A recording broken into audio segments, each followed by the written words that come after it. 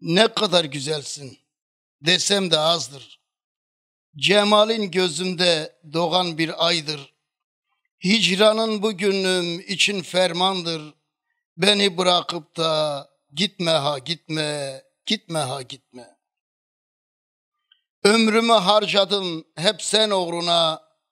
Basacakmış sandım beni bağrına.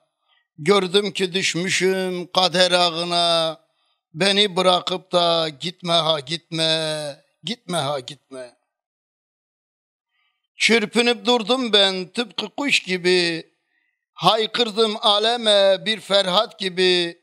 Ağladım gönlümde şivan var gibi. Beni bırakıp da gitme ha gitme, gitme ha gitme. Kendirciyim çöktüm kalmadı derman. Öyle bir yara ki vermiyor aman. Saracaksan gel sar geçmeden zaman. Yaramı sarmadan gitme ha gitme, gitme ha gitme. Ağzınıza sağlık. Çok güzeldi. Yüreğinize sağlık. Kaleminize sağlık. Hakikaten çok anlamlı.